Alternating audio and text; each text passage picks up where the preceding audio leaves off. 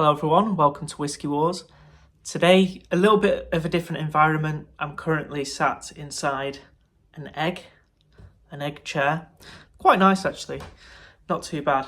But I'm currently outside the country and I picked up a new whiskey that I've not had before in duty free. I picked it up for, I think it was £57. And this now completes a range of whiskies for the core releases. So expect a larger review. I'm going to start calling them maybe the ultimate reviews, where once I've got a bottle of each of the bottlings in a range, the core range, I'll do like the ultimate review, but it has to be at least 5 bottles. I did one with the Laphroaig, but that's the only one I've done so far. The next one I'll be doing is going to be the Ardbeg, since I've just picked up the final one of the core release that I've not had before, and it's going to be the Corryvreckan. So this is bottled at 57.1%. It's going to be an Islay whiskey. It's going to be very peaty, very smoky, spicy, intense flavours. If you've ever had an Ardbeg before, you'll know what to expect. But this is going to be 57%. It's the strongest of all the core range. I think it's the strongest Ardbeg that they have released, actually. And then, clearly, non-chill filtered. I think it's also natural colour, although it doesn't say. And we have 3 tasting notes to go off. We have... just got an incoming call. I've not had that before. I'm doing it on the selfie camera this time. Normally I just do it on the back camera, so I can't see myself. So we'll see how this turns out. It says turbulent, peppery and dark fruits. So let's get it open. I've not tried this whiskey yet. I've been saving it for the review. So this is obviously part of the Neckpour, which I might change that name, depending on if anyone's got a better suggestion. I'm very open to changing that. But basically it's just initial impressions, the first dram of each bottling.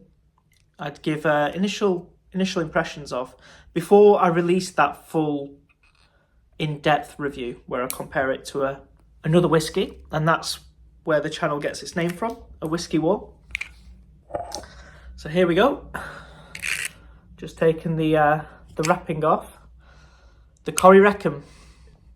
So it says on the back, Ardbeg Corryvreckan is named after the whirlpool north of Islay and Jura. Like the thunderous seething cauldron, it is an intense and wow. It is an intense and powerful expression.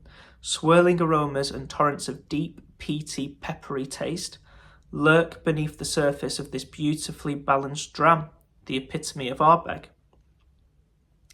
Sounds good to me. So it sounds like it's going to be a peppery.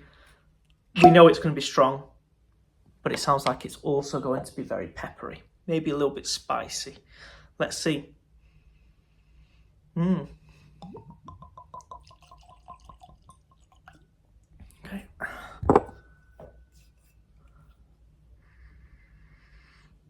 Well, smells like an Ardbeg. A little bit different though. I must admit, on the wording, I always naively assumed that the Uigeadail was like a cask strength sherried Ardbeg. The Corryvreckan would be a cask strength unsherried Ardbeg. Now, I can't find anywhere the maturation process of the Corryvreckan. So if you know in the comments below, do let me know. But it surprised me when it said turbulent, peppery. That didn't surprise me, but dark fruits did. I always assumed this was not sherry, didn't have any sherry influence in it, but maybe it does. It must do. To say dark fruits, it must have some sherry influence. And that's coming through on the nose. Interesting. Now, I do actually tend to, my taste preferences align towards a more sherried Ardbeg.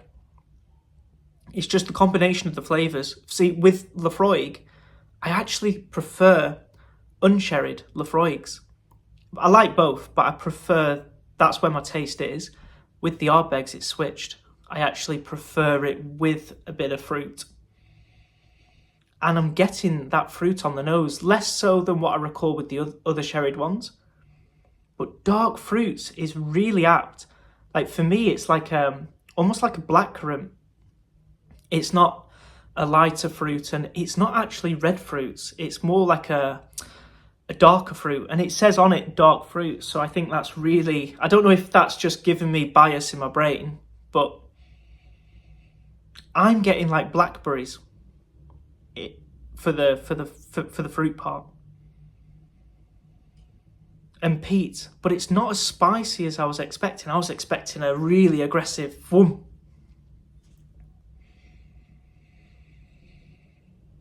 That is a very nice nose, and it doesn't smell like a 57%er. It smells a lot more subtle. Subtle, I don't mean subtle, I mean lower ABV. Nice, earthy peat, mossy, damp. As if it's festering with bacteria, but it's a good nose. Little bit of tobacco as well, and then blackberries. I'm not getting pepper. You could argue if it was a pepper, it would be a cracked black pepper. It's not spicy like a white pepper. It's not sharp, which I like actually. I'm liking where this is going. Maybe a black peppered steak, giving a little bit of a grilled meat vibe. But blackberries, it gives a little bit of sharpness to this whiskey, because blackberries, it's not the sweetest of a fruit. It can be quite sharp and zingy, but it does feel like maybe it's been like a sugared blackberry. It's not as sharp as a blackberry would be. Blended with the classic Islay peat and earthiness. The nose is very nice. Let's go into the taste. Oh, quickly, before we start with the taste, if you like this style of video, this new style of video that I'm doing, please do click like on the video. But most importantly, if you haven't clicked the subscribe button, I'd really appreciate it if you do, because it really helps the channel grow. So thank you so much if you've clicked the subscribe button down below. And also, if you like the new background, it's not going to be a long-term background at all. I'm currently out of the country, so I only have this one whiskey to review. May buy another whiskey, let's see. But this background will probably be the only time that you ever see this background. But if you like it, I might have to buy an egg chair in the future. Okay, on to the taste.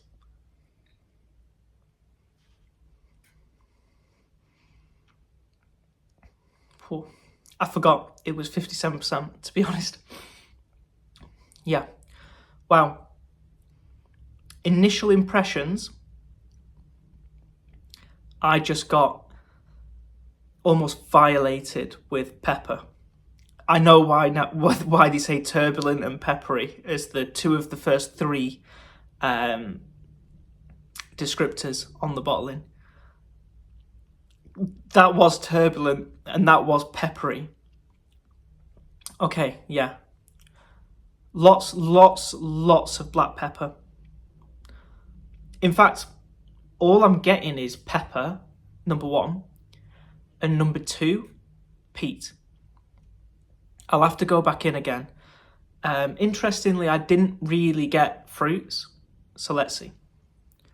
I'll go back in for another dram, and I'll be more aware of the ABV, because that nose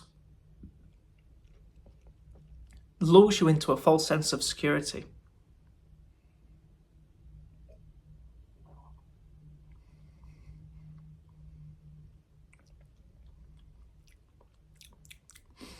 Little bit.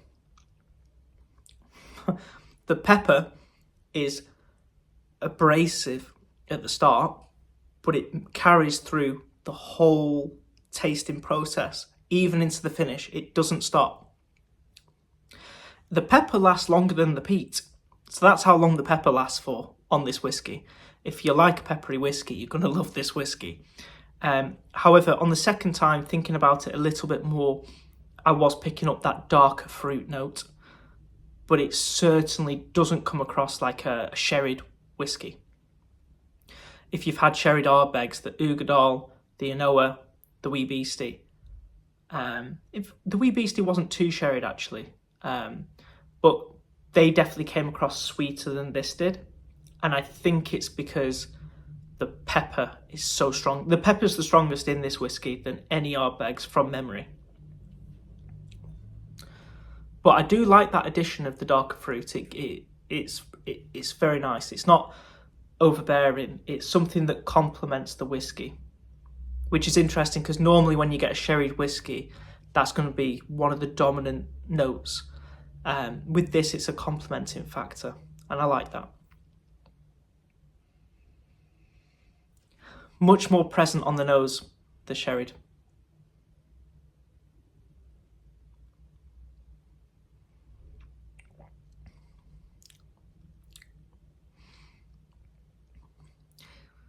You know, it's interesting. I always was hesitant over buying the Uigeadail, namely because of the price of the whiskey.